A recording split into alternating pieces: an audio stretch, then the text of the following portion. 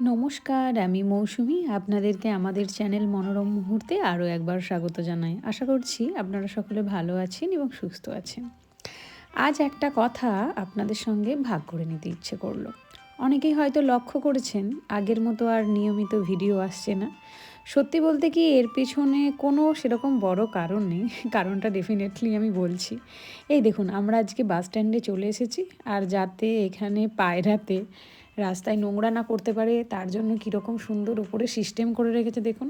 আর আমরা যখন দাঁড়িয়েছিলাম আমাদের ডান দিক দিয়ে যাচ্ছিল বেলজিয়ামের বাস, আর বাম দিক দিয়ে যাচ্ছিল নেদারল্যান্ডের বাস। আসলে আমরা জার্মানিতে যে জায়গাটাতে রয়েছি সেখান থেকে এই দুটো কান্ট্রি আধ ঘন্টার ডিস্টেন্স মাত্র। তো চলুন, যেটা শেয়ার করছিলাম, তো নিয়মিত যে ভিডিও আসছে না, সত্যি বলতে কি এর পিছনে সেরকম খুব বড় কারণ কিন্তু নেই। শুধু গত 1.5 বছরে একটা জিনিস আমি খুব ভালোভাবে শিখেছি এখানে এসে। সব সুন্দর মুহূর্ত ক্যামেরায় বন্দি করতে হয় না, কিছু মুহূর্ত শুধু মনেও রেখে দিতে হয়। জার্মানিতে যখন প্রথম আমি এসেছিলাম তখন নতুন দেশ, নতুন শহর, নতুন অভিজ্ঞতা, সব কিছুই আপনাদের দেখানোর একটা আমার আলাদা উচ্ছ্বাস ছিল। দিন রাত ভিডিও করেছি। কোথাও বেড়াতে গেলেও মাথায় ঘুরতো কোন শটটা নেব, কিভাবে ভিডিওটা আরও সুন্দর হবে, খালি এই সব বিষয়ই মাথার মধ্যে ঘুরপাক খেত। একদিন খেয়াল করলাম জায়গাটা দেখার থেকে ক্যামেরার স্ক্রিনটাই যেন বেশি দেখছি আমি। অনি আমাকে প্রায়ই বলতো, তখন তো অলওয়েজ বলতো, এখনও প্রায় বলে, বাবাই ক্যামেরাটা একটু নামাও। অল টাইম আমাকে বলে যে চোখ দিয়ে দেখো, এই প্রকৃতিটাকে অনুভব করো। তখন হয়তো কথাটার গভীরতা পুরোটা বুঝিনি, কিন্তু আজ বুঝি আমি। কিছু দৃশ্য ভিডিওতে যতটা সুন্দর লাগে, বাস্তবে তার অনুভূতি হাজার হাজার গুণ বেশি, বিশ্বাস করুন। মানে ভিডিওতে জানা ভালো লাগছে, বাস্তবে এটা তার 2 গুণ বেশি সুন্দর। অনি প্রায় 8 বছর ধরে জার্মানিতে আছে। ওর কাছে একটা জায়গার সবচেয়ে বড় সৌন্দর্য হলো সেখানে কিছুটা সময় কাটানো, চুপচাপ বসে থাকা, চারপাশটা অনুভব করা। আর সেই মানুষটাই আমাকে সব সময় বলেছে, যেদিন ভিডিও করতে আমার আর ভালো লাগবে না, শুধুমাত্র আপলোড করার জন্য বা ভিডিও বানানোর জন্য আমি যেন ভিডিও না করি। আমার যেদিন ভালো লাগবে না আমি সেদিন দেব না। তো এটা আমার ভীষণই ভালো লেগেছে। আমি যখন ভারতে ছিলাম তখনই আমার ইউটিউবে প্রায় 1 লাখ মানুষ আমাকে যে ফলো করেছিল, তাদের যে ভালোবাসা পেয়েছিলাম, তখনও আমার সবচেয়ে ছিল বড় ভরসার জায়গা, আজও আছে। সত্যি বলতে ইউটিউব বা ফেসবুক এগুলো বেশিরভাগই ওই দেখে দেয় আমার। আমাদের কাছে কোনো দিনই শুধু আয়ের মাধ্যম কিন্তু ইউটিউব বা ফেসবুক ছিল না। মা কালীর আশীর্বাদে আমরা ভালোই আছি। তাই শুধু নিয়ম মেনে ভিডিও দেওয়ার জন্য বা অ্যালগরিদমের পিছনে দৌড়নোর জন্য নিজের জীবনের সুন্দর সময়গুলোকে না হারিয়ে ফেলতে চাই না আর।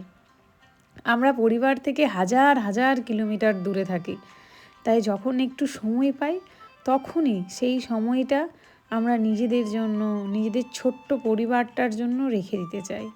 হয়তো এই অনুভূতিটা সবাই বুঝবেন না, কিন্তু যারা প্রিয়জনদের থেকে দূরে থাকেন তারা হয়তো আমার কথাটা অবশ্যই বুঝতে পারবেন। কিছুদিন আগে আমরা আবার গিয়েছিলাম মনচাও। আগেও গিয়েছিলাম, কিন্তু তখন পুরো মনটাই ছিল ভিডিও নিয়ে। এবার ক্যামেরার থেকেও বেশি সময় দিয়েছি নিজেদের।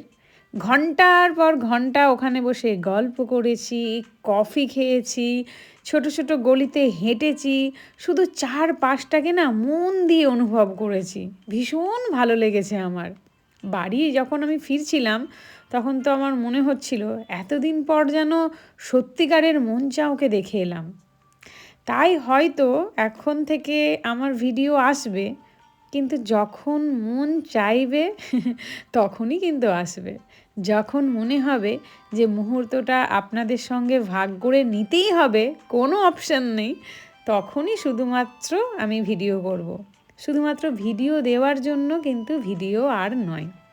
তো আপনাদের ভালোবাসা, অপেক্ষা আর পাশে থাকার জন্য আমরা দুজনেই সবসময় ভীষণই কৃতজ্ঞ।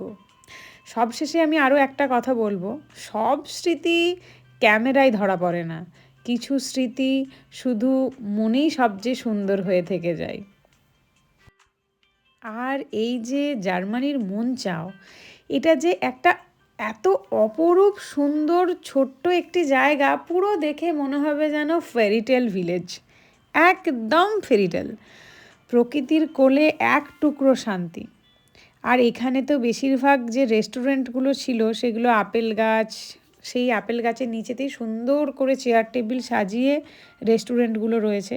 এই জায়গাটাতেও আমি আরও বেশ কিছুক্ষণ দাঁড়িয়ে উপভোগ করেছি কি প্রকৃতিকে। আসলে এই জায়গাটায় গেলে আপনাকে প্রকৃতিকে উপভোগ করতেই হবে, কোনো অপশান নেই কিন্তু। আর সামনে যে নদীটা বয়ে যাচ্ছে, এই নদীটাতে এখন একটু জল কম থাকলেও অন্য টাইমে কিন্তু ভালোই জল থাকে।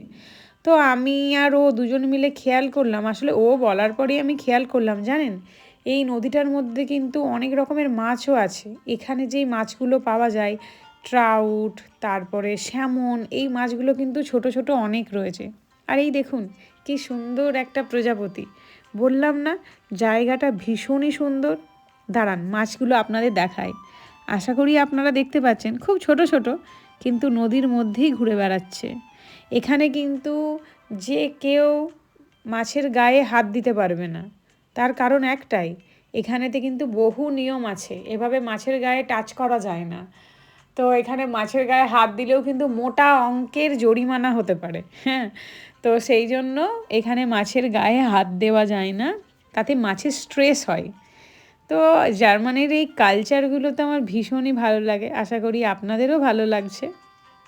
এখানের যে ক্যাফে বা রেস্টুরেন্টগুলো আপেল গাছের নিচে বসানো রয়েছে, মানে আপেলগুলো এখনও পুরোপুরি লাল হয়নি, তবে আর কিছু দিনের অপেক্ষা, প্রকৃতি তার রঙে সাজিয়ে তুলবে সব কিছু।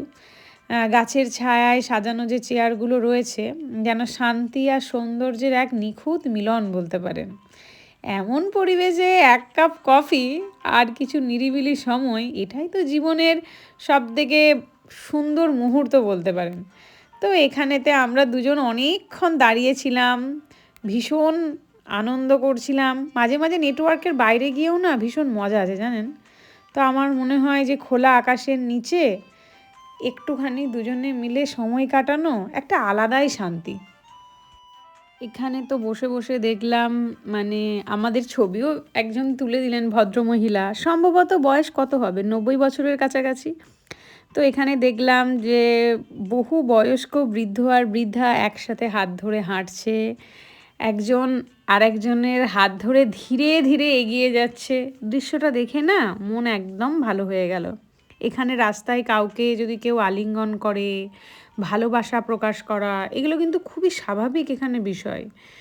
এখানে এলে আপনি বুঝতে পারবেন যে এখানকার মানুষজনের এত এনার্জি, সংস্কৃতি, শৃঙ্খলা এবং জীবনকে উপভোগ করার যে মানসিকতা আমাকে প্রতিদিন নতুন নতুন কিছু শেখায়। এখানে আমরা দুজনে বসে একটু সময় কাটাচ্ছিলাম, কারণ আমাদের বাস এখনও 15 মিনিট পরে রয়েছে। তো আমরা কি করব, বাসের সামনে বেশ কিছুক্ষণ বসেছিলাম। তো তারপর বাসে উঠেও গেছি। এখানে কিন্তু সব সময় আপনার টাইমে কিন্তু বাসের দরজা খুলবে না, বাসের টাইমেই বাস দরজা খুলবে। আর 15 মিনিট ছাড়া ছাড়া বাস ছিল, তো কোনো সমস্যাই ছিল না। তো এখানে আসার পর আমি প্রতিদিন নতুন নতুন কিছু শিখছি। সত্যিই মনে হয় এখানে না এলে না জীবনের অনেক সুন্দর দিক হয়তো আমার অজানায় থেকে যেত সব সময়ের জন্য। ভালোবাসা রইলো আপনাদের জন্য জার্মানি থেকে। যাক, ভাগ্যিস এয়ার ফ্রায়ার ছিল, ফিরেই বানিয়ে নিয়েছি খাবার। আপনাদের কেমন লাগলো ব্লগটা অবশ্যই জানাবেন। যদি ভালো লেগে থাকে লাইক, শেয়ার, কমেন্ট করবেন। আপনারা প্রত্যেকে ভালো থাকবেন, সুস্থ থাকবেন।